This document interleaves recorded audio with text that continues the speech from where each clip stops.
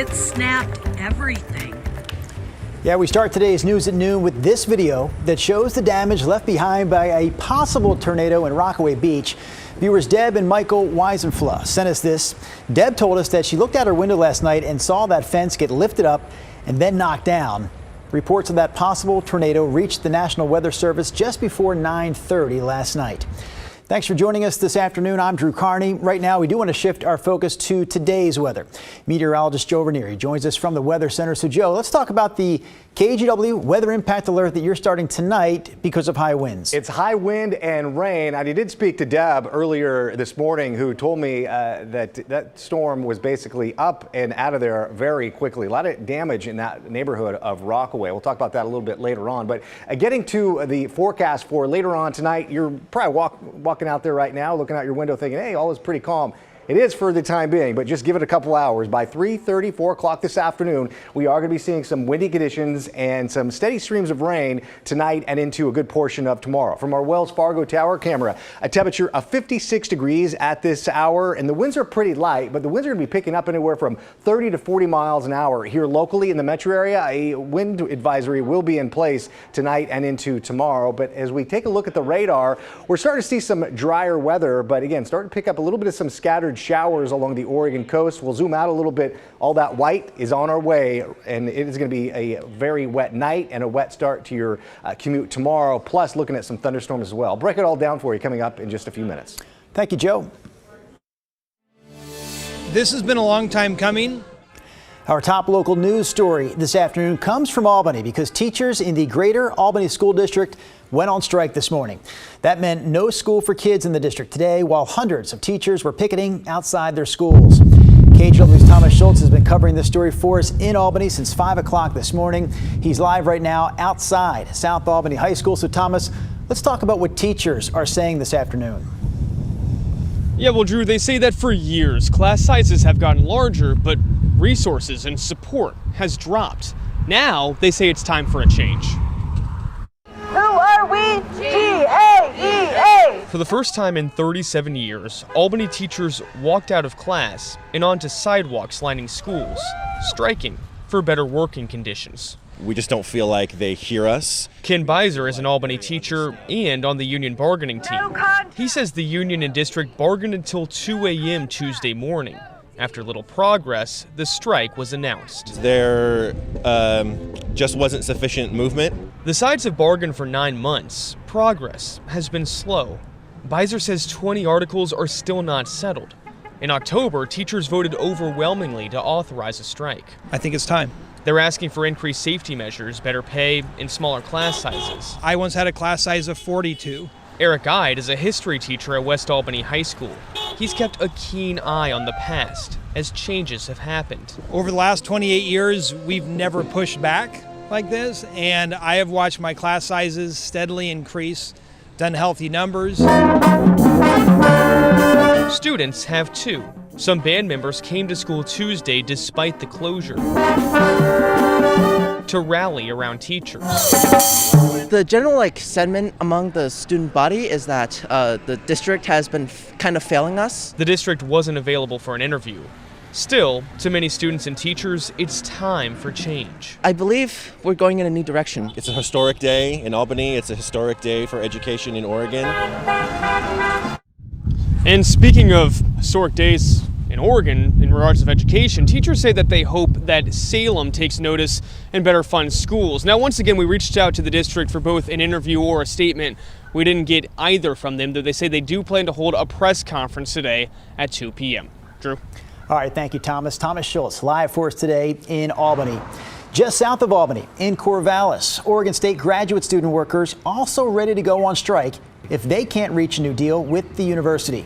Last week, 93% of the union members that make up the coalition of graduate employees at OSU voted to authorize a strike. They're asking for a salary increase that matches the cost of living, better health care, and support for immigrants and their families. New here at noon, the family of the security guard who was shot and killed last year at Legacy Good Samaritan is suing the hospital for $35 million. The lawsuit accuses the hospital of multiple failures, including not following its violence prevention protocols. Bobby Smallwood was ordered to stay with Pontiac's cows outside the maternity ward after he made multiple threats against hospital staff. During that time, workers found 2 guns in the room with Cal's girlfriend. The lawsuit says that no one warned Smallwood about those guns for 42 minutes, and the hospital didn't go into an active shooter lockdown until Cal's shot Smallwood with a 3rd gun that he was carrying. Police shot and killed Cal's in Gresham later that day. We reached out to Legacy for a statement, and they told us they don't comment on pending litigation. Starting today, the city of Portland is starting to tow any vehicle that doesn't have a visible license plate or VIN number. The Bureau of Transportation says that this will allow the city to start clearing cars that are blocking a public right-of-way.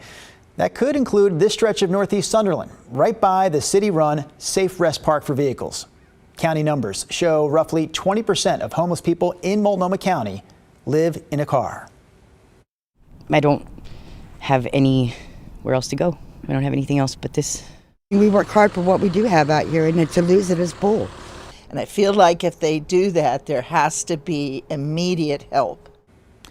Now that the crackdown is starting, if you think your car has been towed by the city, you can contact Portland Police for information on how to get it back. The city also says it has a hardship fund set up to help people with low income get their towed or impounded vehicles back. 6 years after officials drafted a plan to extend Portland's streetcar service, that plan is finally heading to City Council for a vote.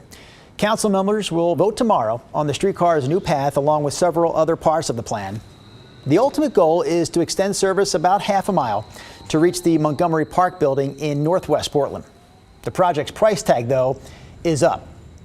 The expected cost of $120 million is about 50% higher than it was when plans were first drafted in 2018. Streetcar officials say they hope the federal government will cover most of that cost. This past weekend, the Oregonian called a few more of the races for Portland City Council. KGW's Catherine Cook spoke with the first projected winners last week. Yesterday, she caught up with a few more. With this many people running, a lot of folks felt like they got to express their needs and concerns for the first time in a long time about Portland. Ilana Pertl-Guinea doesn't want that feeling to end among Portlanders now. The policy and advocacy consultant is a projected winner for Portland City Council District 2, covering North and Northeast Portland. Hers is one of 12 positions poised to lead Portland into its new era of city government. I think the most important thing is making sure that we're getting right to work, no matter what it is that we take on first. For Pertl-Guinea, the city's top issues are clear: homelessness, substance abuse, mental health challenges, and public safety. To tackle them, she believes the new city council must first learn to work well together. A short-term success will look like a council who gets along well, who works out challenges together, who goes to each other to work out policy differences, instead of, frankly, going to you all first. The press have a really important role here, but that's not where we should be working out our differences. I think everyone in the city is going to be expecting us to kind of rise to this challenge. Mitch Green, an economist, is a projected winner for Portland's City Council District 4, covering Portland's west side and some of southeast Portland. His priority? We've got to move very fast in creating a much better relationship between the county and the city so that we can be effective in tackling our homelessness and mental health and addiction crisis. Once the dust settles, Green says he's anxious to take on the critical energy infrastructure hub. And with enough time, he hopes to see Portlanders having regained faith in local government. If we're not successful in that, I think the city will be quite loud. So yeah, I think that at a minimum, I'm looking to see that perception of our city has improved. One more note to that report. So far, we have 10 projected winners for City Council, so we're just waiting on the last 2 seats. 1 seat for District 1 and 1 seat for District 4. We expect to see more results from the next batch of counted votes coming up tomorrow.